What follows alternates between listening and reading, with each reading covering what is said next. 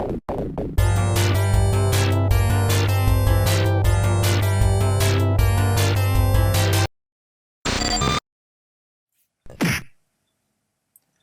is in the title, really, isn't it? Double Dragon glitches is what this video is all about. This is just a handful, and actually one of them is not even a glitch in the true sense, but more of like an original discovery, something which I worked out you could do. I don't want to give too much away at this stage. The video is only 7 minutes long, so keep watching and you'll find out what that is. First of all, we've got our classic. I think everyone knows about the bat glitch, or maybe even the whip glitch. This is the bat whip glitch. This is my take on it, which is both at the same time. Basically, the bat and the whip will bounce infinitely if knocked out of your hand when you're near these tree stumps on the 3rd level, and they'll never stop bouncing. Alongside that, we've got the knife up on the tree trunk, and my character's basically trying to jump up there and glitching out as well. So, bit of a glitch fest, the last one. Okay, the next one's the frozen enemy. I didn't capture this one actually taking place, so you can't see how you do it here, but I'll just explain how you do it.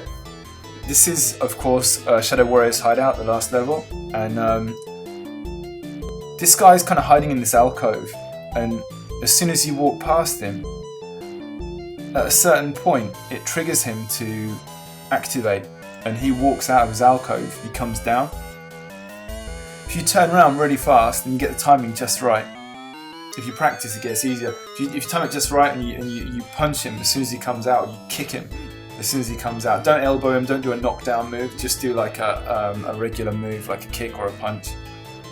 And if you time it just right, then he'll get frozen, which is kind of interesting. You know, it's another glitch, but actually it's a bit of a pain in the ass really, because once you do that, then you can't advance in the game and you're going to have to reset. As far as I know, there's no way of getting around that. So I lost my game on the last one. But the next one, I didn't lose my game on this. I thought I was going to. I thought the machine was going to die, you know. I thought the game was going to completely crash. I knocked a guy in the water. Again, I didn't capture the actual moment it happened because I just wasn't expecting. I wasn't trying. I wasn't looking for glitches. I was just playing through like I usually do. And I threw the guy in the water, and I kind of fell in the water, but I didn't fall in. I teleported back onto the bank, and then like all this, you know, this sprite mess started flashing up on the screen.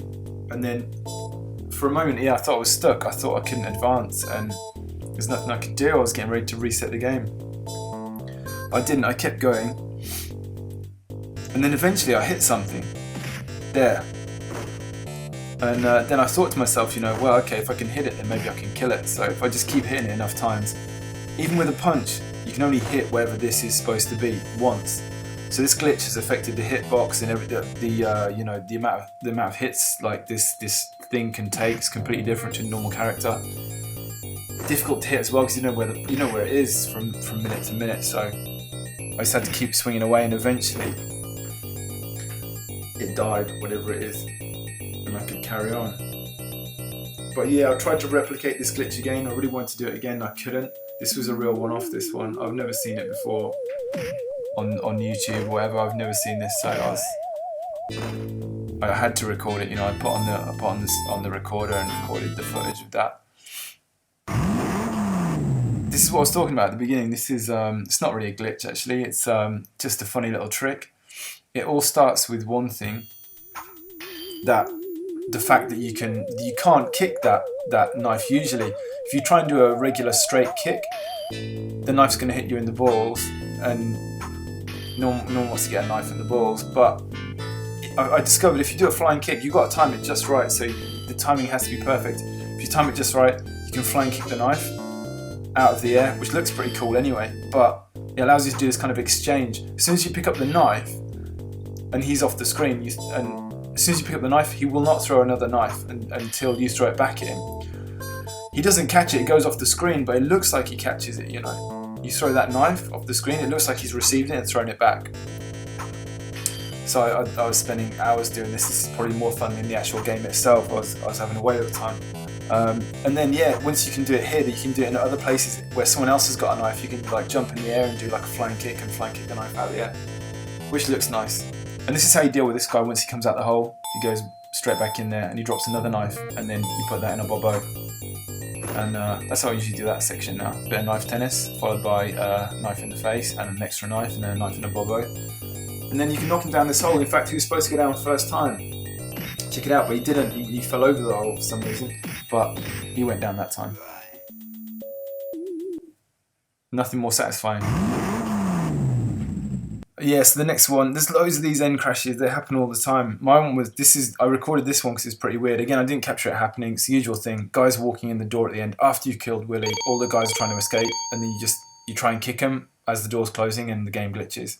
Yeah, in that case, as you can see, the glitch screen became the start screen, and I could insert credits and then I could start a new game.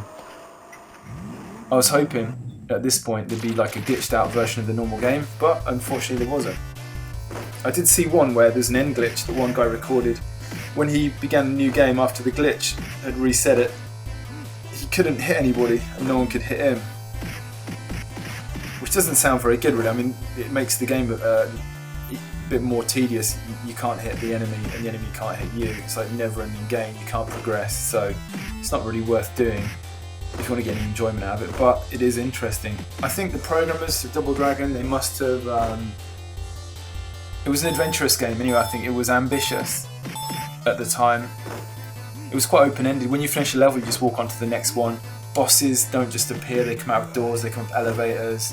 You know what I mean? Like Willie at the end is stood on the balcony, and you can jump up on the balcony.